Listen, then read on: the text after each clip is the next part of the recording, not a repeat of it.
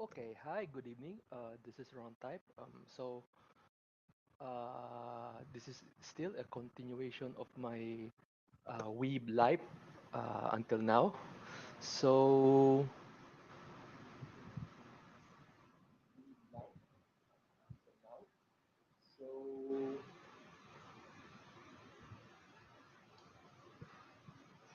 okay, I'm just testing the mic. I thought it's not working, so maybe I'll continue now. So where did we left off? I believe it was my first JLPT exam. Um, and then it was an exam to pass the I think Sankyu.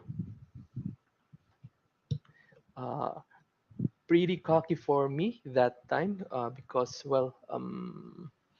I don't really have that much knowledge in Japanese yet, and there's still Yonkyu or level 4. As I mentioned past stream, there was this old JLPT system of the exam, and then there's the new. And that time the first exam that I took was for the old system, so there are only 4 levels. There's again a recap. There's Yongkyu, Sankyu, Nikyu, and Ikkyu. So respectively 4, 3, 2, 1 levels. So I should be taking Yongkyu, but well, uh, I took Sankyu, and I left a little cliffhanger regarding that, whether I passed or not. But in the end, I'll just leave it to your imagination. Uh, you thought it may be obvious, but uh, there are those who better yet, I'll get back to this while I go on. So yeah, uh, after the exam, not right after the exam. I believe I still did some part time, and then not really regular, but a con a contractual job. Well, contractual because here in Asian Mexico, I'm not sure lately, but uh, it is stated in the law that employees who work for 6 months or more is supposed to be automatically be regularized. And so most of the employers here, for them uh, to bypass that, uh, let's say,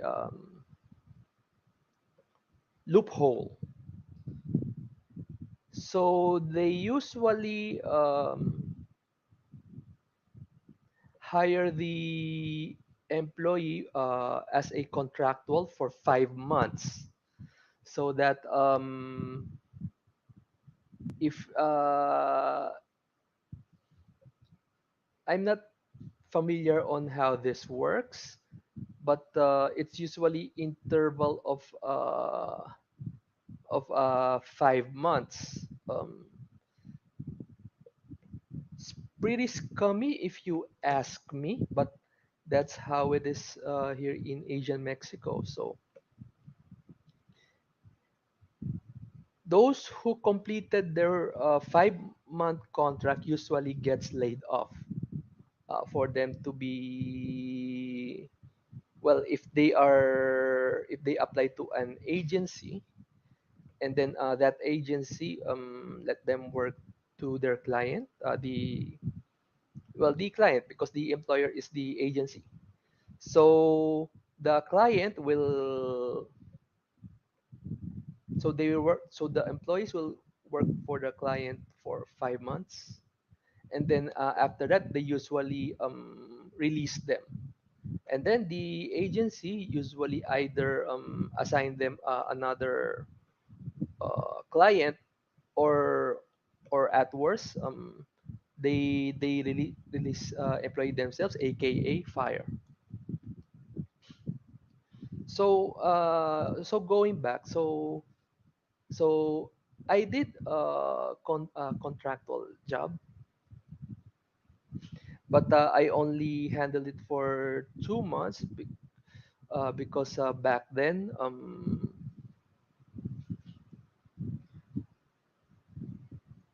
before this, I did take a somewhat a teaching course. So what am I supposed to teach back then? Well, Japanese, because well,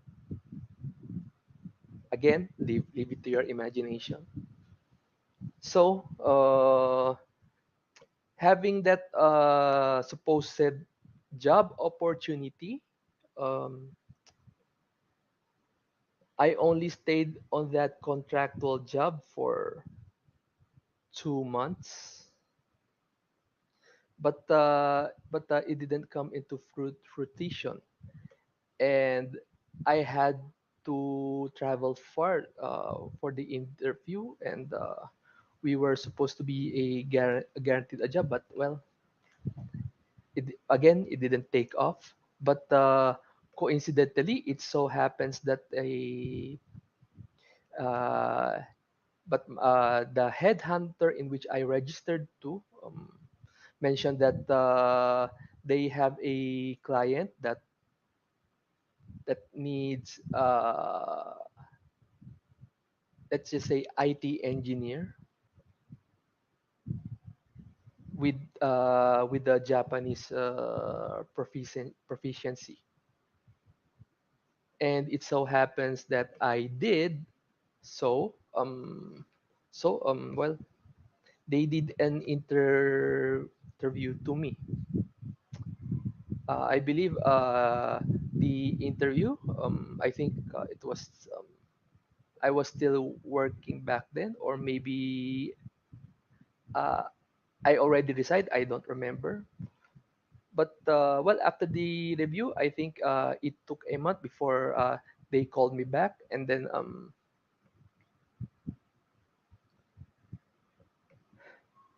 for the meantime, I was supposed to be sent to Japan, but again back then, there weren't available positions yet.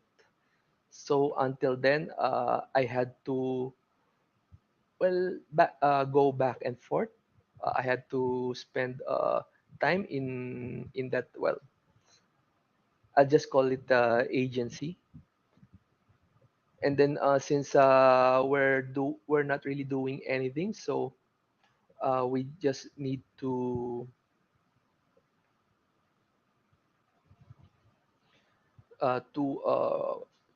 either brush up or improve our Japanese language.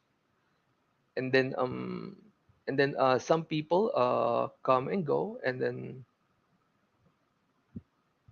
then more people came uh, because apparently back then they would still need people to be sent to Japan. And well, it took 5 months before I actually got sent to Japan around September 2010. Well, I really couldn't believe back then that I would be going to Japan, given that, well, being a weeb back then, it's a dream come true. But at the same time, I recognize that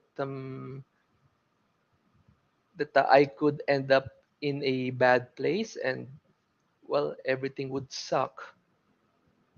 Well, everything would suck would be lucky. Well,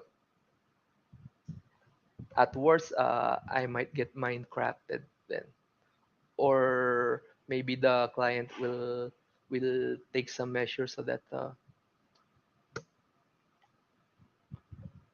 well, you know what happens to overseas workers. Some of them get their passports confiscated and unable to. And of course, we do not have uh, any mobility outside the country without it. So, well, those cases, but no, not unfortunately. Fortunately, that wasn't the case. Although, from what I hear from my batchmate back then, based on the pay, we were really ripped off. I mean, for for our role back then, we are actually receiving around maybe two-thirds of the salary, and that's only the gross. But well, back then, I didn't mind really because well, I don't really have any idea. I just concentrate on just how to live there. Well, so I wasn't really that proficient in the language. I don't really speak or read that much. So after we were able to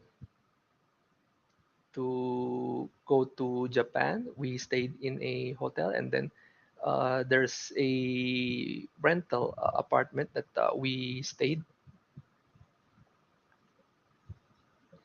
and then by batches, they are going the client is going to train us on how to do the work.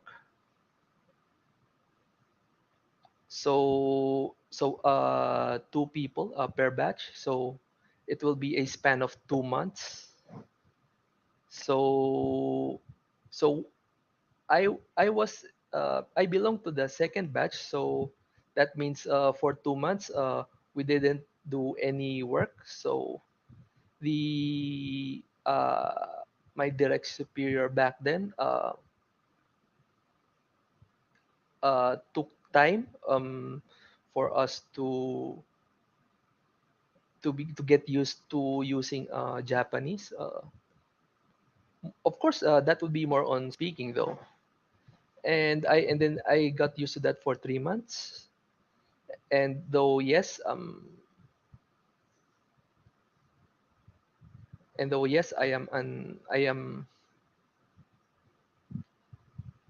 I still have less vocabulary, but well, I managed to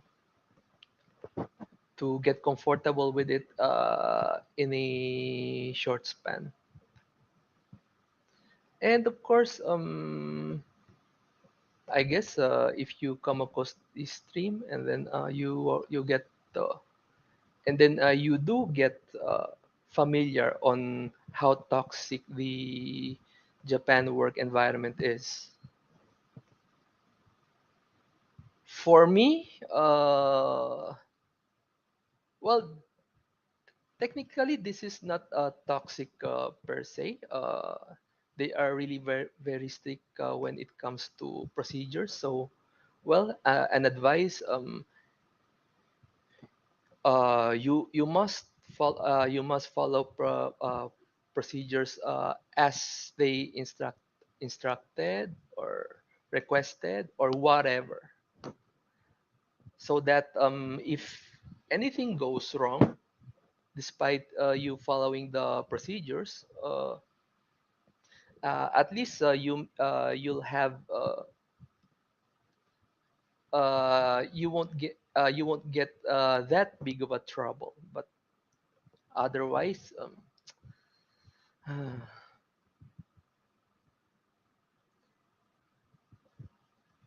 how they treat mistakes there is very toxic. Sure. As for me, of course, during the training, they had the trainer. uh, I was unfortunate that mine was really strict, really toxic. Come to think back then, I admit I was envious of this one office mate, because this one office mate of mine have also have a weeb as a trainer, and of course they get along well. I mean, that trainer even I think even gave him a PS2 and a lot of other stuff, especially when he decided to move out of the apartment and rent on his own, because he managed to have his family come and stay with him in Japan. So okay, of course, despite that, I think it was all right. Uh, that was also my first job in which I get to be assigned night shift. So the shift is usually 15 hours per day, but uh, we we only get those we only get around 12 to 13 shifts per month. So despite it being a 15-hour job, including lunch and breaks, it's actually less than 180 hours per month. And also, since it's a night shift, that would be the time that it's usually the team leader. Usually, no higher ups is around, so uh, we to some extent we do have some leeway, unlike in the morning shift. Of course, in the normal shift, all the managers will be there, so yeah, it will be the atmosphere is very heavy. I can't imagine that. So that went on, as for me, went on for 3.5 years, because well, I gotta admit, I'm a slacker for the job, so I am treated as much. So, well, I really don't mind, because, well, as for my personality goes, I got tired of conforming. So to some extent, I tend to be different, because whatever I do, nothing good happens anyway. So going back to the weeb stuff, uh, every August and December, there's this large convention in Japan called Comic Market, or in short, Comiket. And I was very lucky that I had a shift, and then the next day, it would be one of those Comiket days in winter, and me being a very enthusiastic way back then. So what happened?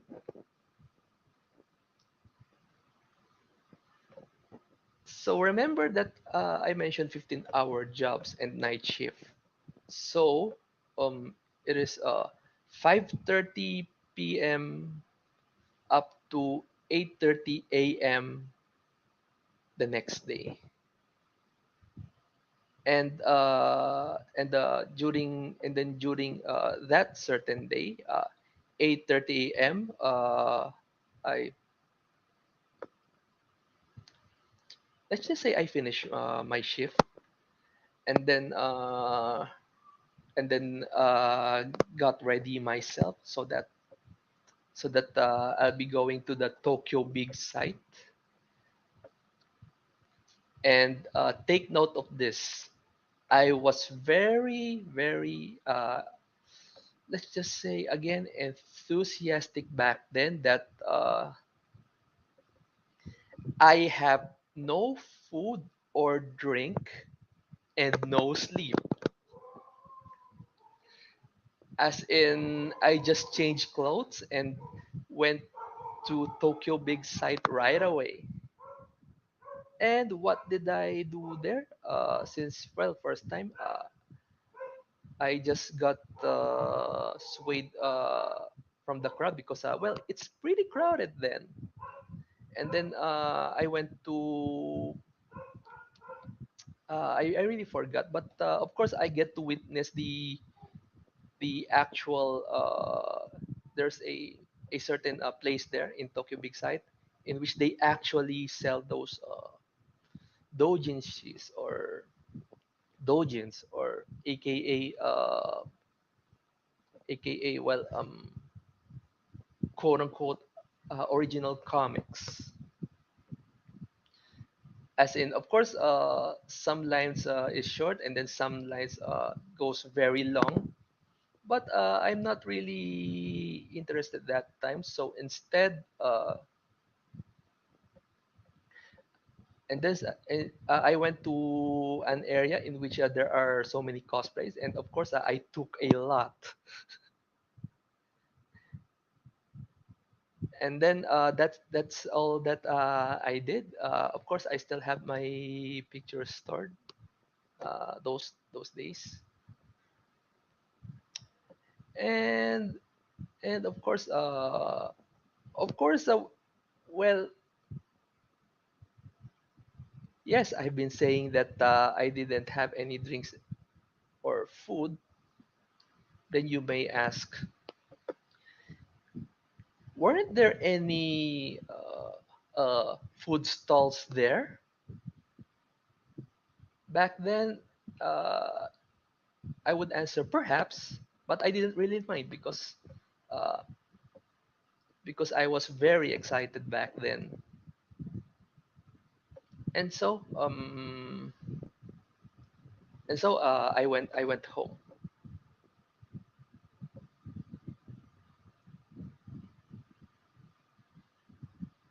Or did I?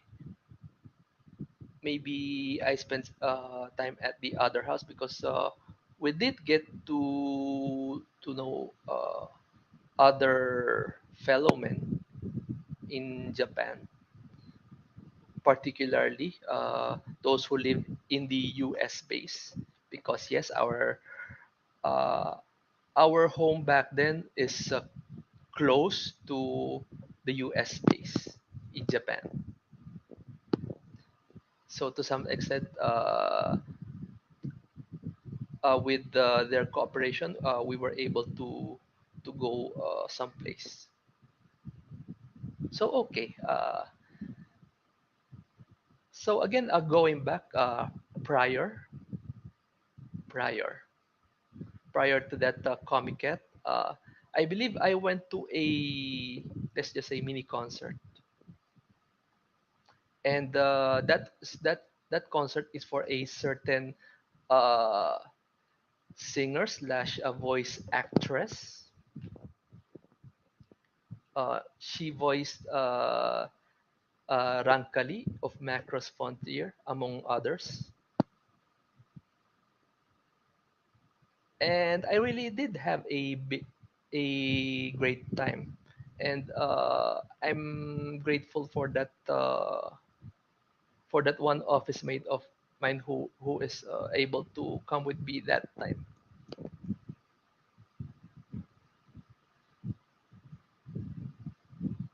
Maybe I'll just spoil it. That well, I said Blanca, so that would only be Nakajima Megumi. And so she sang a lot of songs. just what you expect in the concert. But given that she's also a half Asian Mexican,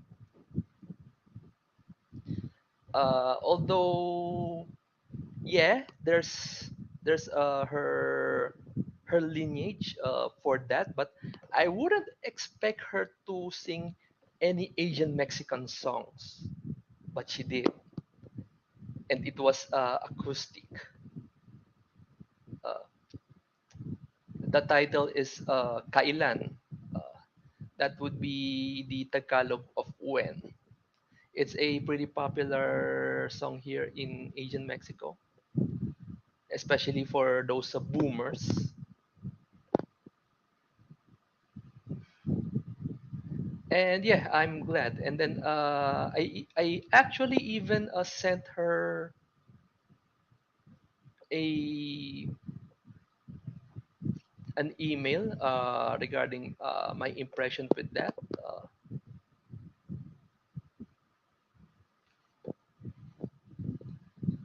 And then after I think 2 months after that, because back then she is working for Flying Dog, and then she holds a I think a weekly, yeah, I think uh, a weekly radio stream. Uh, it's called Shinkalon. And then in one of those uh, radio streams, I was very glad that she read that very same email that I sent her. Maybe I'll post the link here later because I believe I saved it among my favorites.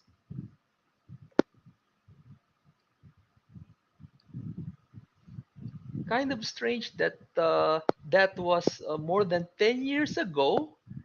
And for those who don't know, Nakajima Megumi had a hiatus, so I don't think she works for Flying Dog anymore. And yet, her that stream is still up. Well, I'm calling it stream for the lack of term, but in the end, it's a radio program to be exact. So okay, let's do a time check.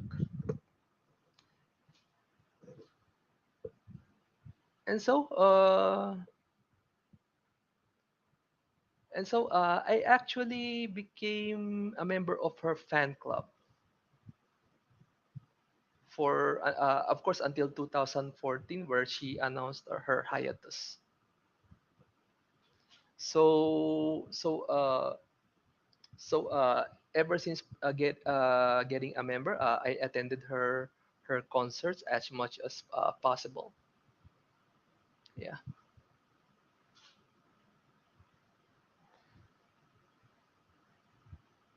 So again, going back, I arrived September 2010, and then 2011. So as an appreciation for my office mate back then, I bought him a Macross Frontier DVD. Well, it's not really the series, but I don't remember. But I bought him that anyway because I do appreciate that. He kept me company.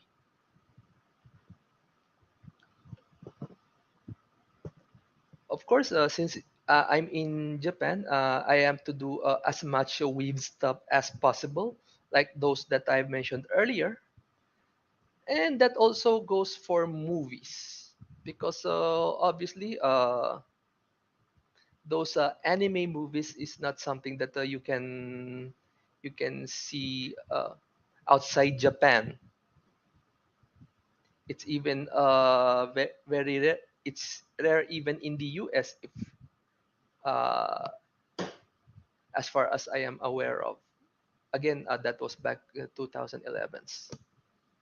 So of course, given the chance, the first movie was the sequel for that Macross Frontier movie. I forgot what was the subtitle, but uh, this first movie that I watched in Japan is the last sequel of the movie, which is Macross Frontier, Sayonara of Tsubasa. Uh, Sayonara no Tsubasa. So Wings of Goodbye.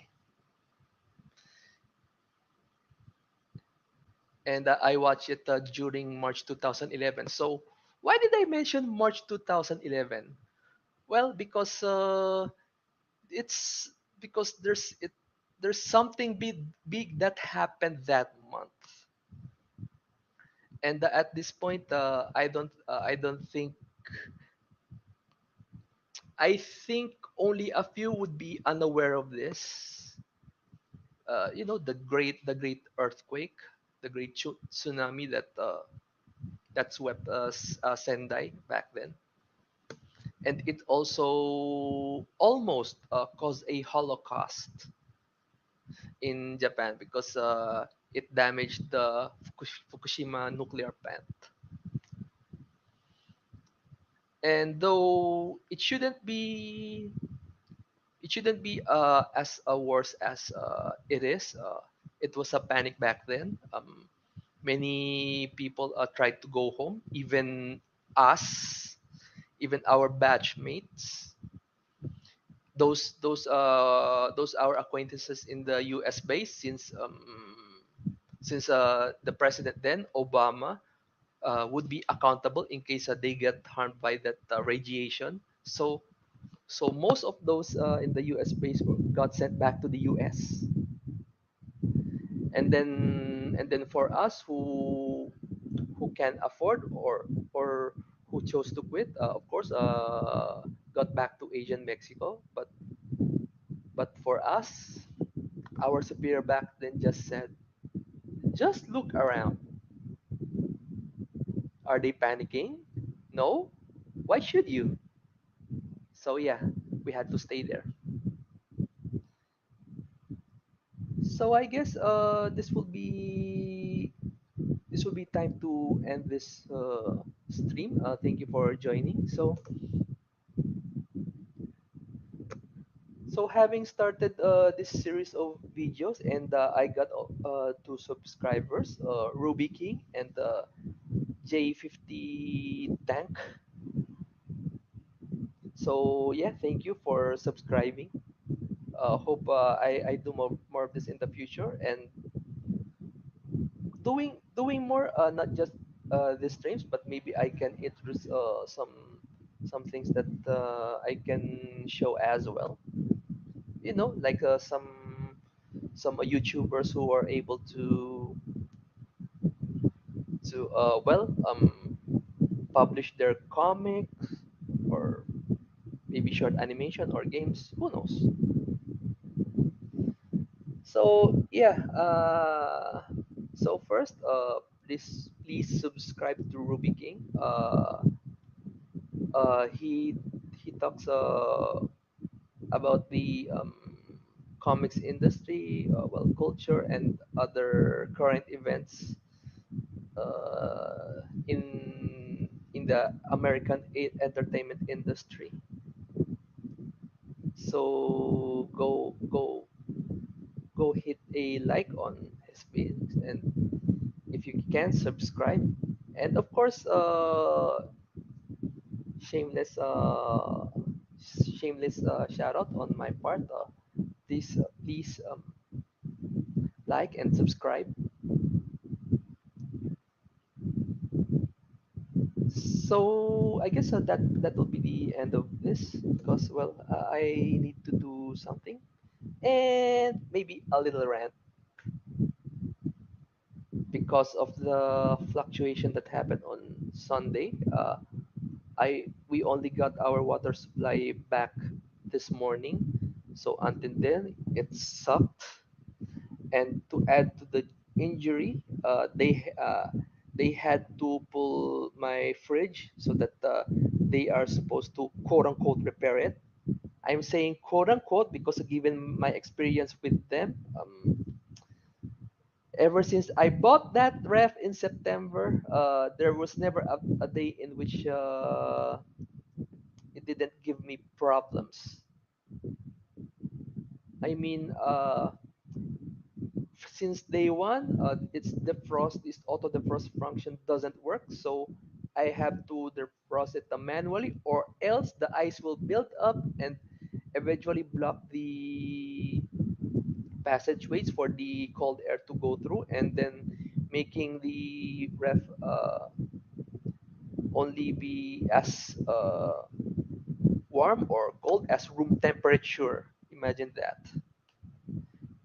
I already have a 6 service orders, for maybe 10 months or 9, I had to it I had to call them numerous times, and then the the follow up is very slow, and giving that very slow, so they are saying that they get to bring me back that fridge in working conditions within the week after it was pulled out. I doubt I'll get it within a week or less. It would be very infuriating, but this is a reality that the warranty may expire before I even get the rep. So yeah, what do I do then now?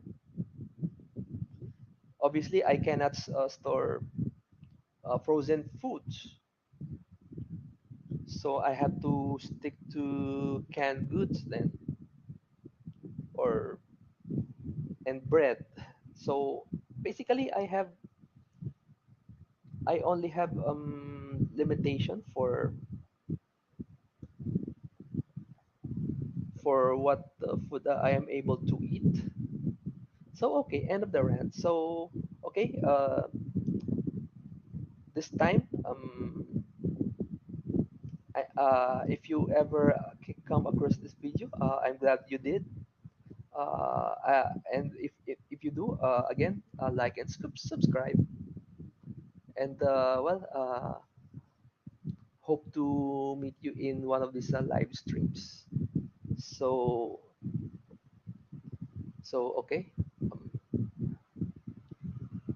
では、お疲れ様でした。よろしくお願いします。では、失礼いたします。